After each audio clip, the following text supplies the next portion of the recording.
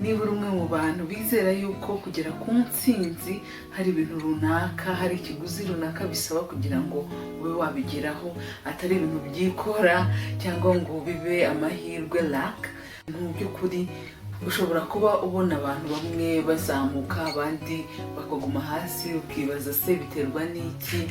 Mbese ukaba wumva waba umwe muri abantu bagera ku ntsinzi ariko ukaba utazi ibintu bamwe bakora bageza kuri ya ntsinzi. Rero niba uri muri abo bantu bumva yuko kugira ngo ugere ku ntsinzi hari ikiguzi runaka bisaba, atari ibintu ubyuka ngo usange byikoze cyangwa ngo bigendere ku mahirwe cyangwa imigisha yagenewe bamwe abandi bakaba baragenewe kuguma hasi, reka nkubwire uti wageze ahakwiriye. Ugiye kumenya ingeso abantu bagera ku bintu bikomeye bakunze kugira zituma bagera ku byo bageraho, ndetse bakaba banarenza n'ibyo bibwiraga yuko bashaka kugeraho. Nongeye kubaha ikaze mwese wakurikiye Kiberinka TV, nk'uko bisanzwe muri kumwe nanjye Diane. Nashinze Kiberinka TV kugira ngo umunyarwandakazi ariho hose agire amakuru ahagije ku bijyanye n'imibanire, ubukungu, kwiyitaho ndetse n'ubuzima. Niba utarakanda kuri subscribe, reka ngushishikarize kubikora aka kanya kugira ngo utazacikwa na kimwe mu biganiro byiza duhora tubateguriye. Reka mu kanya gatoya tugaruke twinjira mu nsanganyamatsiko y'uyu munsi mu buryo bwimbitse. Ntimucikwe.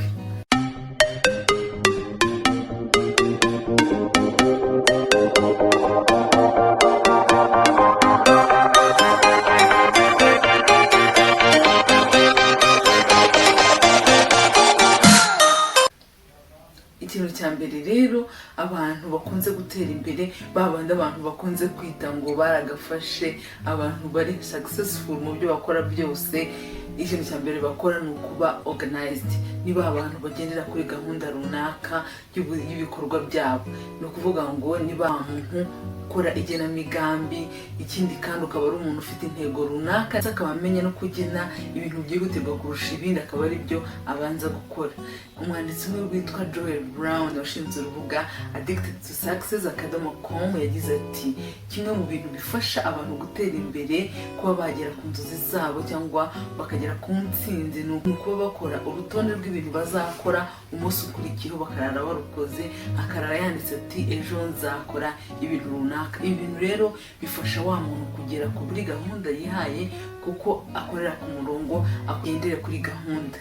Ikintu cya kabiri rero, abantu bagera ku ntsinzi bakora tita ku birangaza. Ni ukuvuga ngo wa muntu ufite intego yo kugera ku kintu runaka, wa muntu ushaka intsinzi, hari ibintu bimwe adaha agaciro. Urugero, ntabwo ashobora gufata umwanya munini cyane ari mu bintu bitagira umumaro, ngo umusange amaze igihe kinini areba televiziyo, ari mu mafilime, ava kuri filime ajya ku yindi, ava ku masheni ahinduranya, areba amatelenovela umwanya munini aho, cyangwa ngo umusange amaze igihe kinini ascrollinga kuri interineti, asoma ibintu bitandukanye. Ujya buri kintu cyose agenera umwanya wacyo, ibintu rero byihutirwa akaba ari byo agenera igihe kinini. Ntabwo uzasanga rwose ari umuntu uta igihe, cyangwa ngo ahure kuri telefone aganira n'abantu ibintu rwose bidafite umumaro. Yakigena neza akacyuzuzamo ibintu bifite akamaro kurusha ibindi, bya bindi by'umumaro muke akabikora mu gihe cyo kuruhuka. Icya gatatu rero, wa muntu ugera ku ntsinzi aba ari umuntu utuje. Ni ukuvuga ngo wa muntu practicing relaxation, ni ukuvuga ngo akora uburyo bwose atistressa, ataba ari umuntu wahungabanye mu mitekerereze, ahubwo kubera ko aba yapanze gahunda ze, afite igenamigambi, afite na gahunda z'ibintu yapanze agiye gukora ku munsi, kubera ko ibintu byabo bipanze neza, ni wa muntu uzasanga atekanye rwose, ubuzima bwe buri ku murongo. Ikintu cya kane rero, ntabwo ari ugupanga gusa, ntabwo ari ukugira intego gusa, ahubwo wa muntu ufite urugendo rwo kugera ku ntsinzi arimo taking action. Ni ukuvuga ngo ibintu atekereje, ibintu yanditse agashyira mu iteganyamigambi, agira ikintu abikoraho, ntabwo abyihorera ngo bihere mu mpapuro gusa. Ni wa muntu ushyira mu bikorwa ibintu yateguye kandi ategereje igihe kirekire. Ni ukuvuga ngo aratekereza agahita ashyira no mu bikorwa, atarinze arambirana, atarinze arindira ko ibintu byose bijya ku murongo, ahubwo agatangira agakora ibintu bikagenda bijya ku murongo uko iminsi isa, ntabwo ategereza yuko ibintu byose abibona. Ikintu cya gatanu, abantu bafite intumbero yo kugera ku ntsinzi bakora ni ukwiyitaho. Ni tuvuga ngo ni wa muntu udafata ubuzima bwe nkaho nta gaciro bufite. Uzasanga yita ku mirire ye, yita ku gukora imyitozo ngororamubiri, yita ku mitekerereze ye, mbese usange ni wa muntu rwose afite ubuzima bwiza buzira umuze, kuko azi neza yuko niba ubuzima bwe butameze neza bizagorana kuba yagira intsinzi ageraho akayirambaho.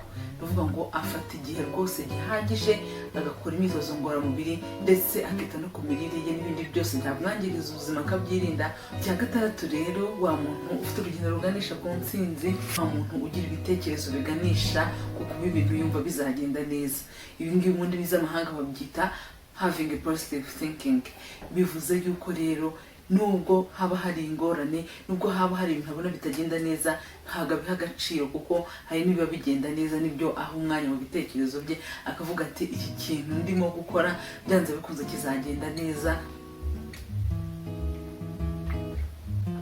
Ntabwo atinda, ntabwo ata umwanya we rwose atekereza ko ibintu bitazacamo, ibintu byose bimuca intege ngo abihe umwanya. Hoya, ibimutera imbaraga, ibituma abona ko ibintu arimo bizagenda neza nibyo aha umwanya mu bitekerezo bye. Witwa Joel Brown yagize ati kugira imitekerereze yumva ko ibintu bizagenda neza ni kimwe mu bintu by'ingenzi bituma umuntu imigambi yihaye cyangwa igenamigambi yihaye arisohoza.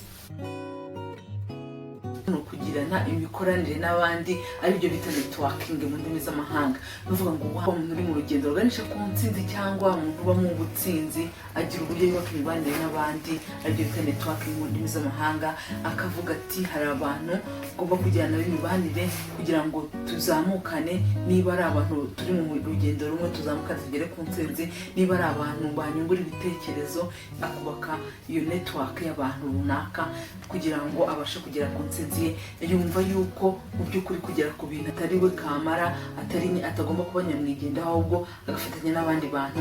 Teamwork cyangwa gukorera hamwe nk'itsinda ni ibintu h'agaciro cyane. Umwanditsi Thomas Cole yagize ati aba bantu bagafashe bagera kuri 79% bafata byibuze amasaha 5 mu kwezi bakora networking, bagerageza kubaka imibanire n'abandi bantu. Ntabwo ari ibintu bapfa gukora gusa, nuko bazi neza yuko kugira ngo ugere ku kintu runaka ukeneye gukorana n'abandi bantu, ntago wowe ku giti cyawe hari ikintu wapfa kwigezaho gikomeye, bisaba yuko ukorana n'abandi. Icya karindwi, abantu batsinze cyangwa abantu bari mu rugendo rw'ubutsinzi ntago basesagura.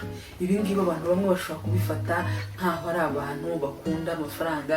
Mu Kinyarwanda umuco wacu bakunze kuvuga ngo ni abantu bagenda n'impiri mu mufuka, bishatse kuvuga ngo nta kintu kimuvaho. Rero ibi ngibi abantu bagera ku ntsinzi cyangwa abantu bashaka kugera ku butsinzi ntabwo basesagura amafaranga, bagiye bakoresha amafaranga yabo mu buryo bapanze, mu buryo bufite gahunda. Ntabwo bapfa gusesagura, ntabwo bapfa kugenda bagura ibintu byose babonye, ahubwo bakora gahunda, bakora budgeting, bakora gahunda y'ibintu ituma bamenya uburyo basohoramo amafaranga kugira ngo hato badasohora amafaranga mu bintu bifite umumaro, kandi hari ikindi kintu gifite umumaro kurusha gikeneye amafaranga. Nani rero gisangiyeho n'abantu benshi bageze ku ntsinzi no kubyuka kare. Ibi rero impamvu abantu babyuka kare nuko umubyizi n'uwa kare, n'Umunyarwanda yarabivuze, iyo umuntu abyutse kare apanga imirimo ye neza, abasha gukoresha imbaraga ze hakiri kare, ukajya kwira rwose agize umunaniro hari ikintu yagezeho, kuko amasaha akuze ntabwo umuntu abasha gutanga umusaruro nk'uwo yagatanze mu masaha ya mu gitondo. Ikintu cyakina kiranga aba bantu bageze ku ntsinzi ni ukuvuga ngo niba abantu bakunda gutanga. Nubwo hejuru twababwiye ko ari abantu badasesagura amafaranga, ariko ba bantu iyo bagize ikintu bageraho rwose baramanuka bakegera abantu babona bakeneye kuzamuka bakabafasha. Rero ntago bikubira, ahubwo bazi neza yuko gutanga birimo umugisha. Ntago rwose bumva yuko imirimo bakora ari imirimo yabo bwite, bumva yuko bakwiye kugirira n'umumaro sosiyete barimo, bakagira abantu bafasha kuva ku rwego rumwe bakagera ku rundi. Aba bantu rero bazwi cyane mu kuba batanga, bakora ibikorwa bifasha abantu runaka. Muri aba bantu bageze ku ntsinzi harimo Bill Gates, Oprah Winfrey, harimo Mark Zuckerberg, harimo n'abandi benshi. Ntabwo rwose ikintu cyo kwikubira bakigira, usanga bakora ibikorwa bitandukanye bifasha abantu mu muryango mugari ndetse n'isi yose muri rusange. ikintu cya 10 ari nacyo cyanyuma, abantu bari mu rugendo cyangwa bageze ku ntsinzi bakunda gusoma. Ntabwo ari ba bantu banyurwa no kuba bafite ubumenyi runaka, bahora bafite inyota yo kwiyungura ubumenyi. Ntabwo bumva ko ubumenyi bafite aka kanya buhagije, ahubwo bumva hari ikindi kintu bakwiyongeraho. Uzasanga ari ba bantu basoma ibitabo bitandukanye. Ikindi kandi kubera internet rwose yabyoroheje, n'ibitabo ushobora kubibona kuri internet cyangwa ukabona n'amavideo yigisha ibintu runaka, bagira umwanya rwose wihariye bagenera kwiga ibintu runaka kugira ngo biyungure ubumenyi, byaba mu byo bakora, byaba n'ubundi bumenyi butandukanye. Ntabwo ari abantu rwose bageraho ngo bagere ku rwego runaka bumva bagejeje ubumenyi bashaka, bahora bashaka kwiyungura. Kugira ngo umuntu yigane ingeso nshyashya atarasanganywe bitwara gusa amezi 3.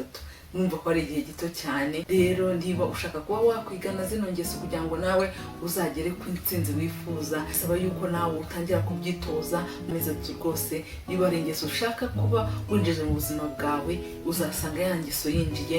Bityo rero ni ingeso ushaka gukuramo wumva zitagufitiye akamaro, ni muri ubwo buryo zizinjira.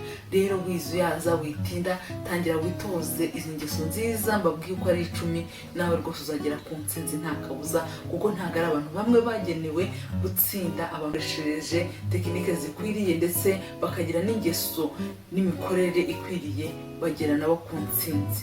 Rero reka nkwifurize guhabwa umugisha mu byo uteganya gukora byose, rwose bizakugendekere neza. Reka mbashimire uburyo mwabanye nanjye kugeza ku musozo w'iyi video. Niba hari igitekerezo cyangwa inyunganizi ushaka kutubwira, batwandikira hano hasi hagenewe ubutumwa bugufi, baduha igitekerezo cyawe. Ikindi kandi wakoze ibyo twakubwiye, reka mugushishikarize gukanda kuri like ndetse no kuri subscribe kugira ngo tuzacikanwa n'ibindi biganiro byiza tubateguriye ubutaha. Reka bashimire nakagaruka. Bye.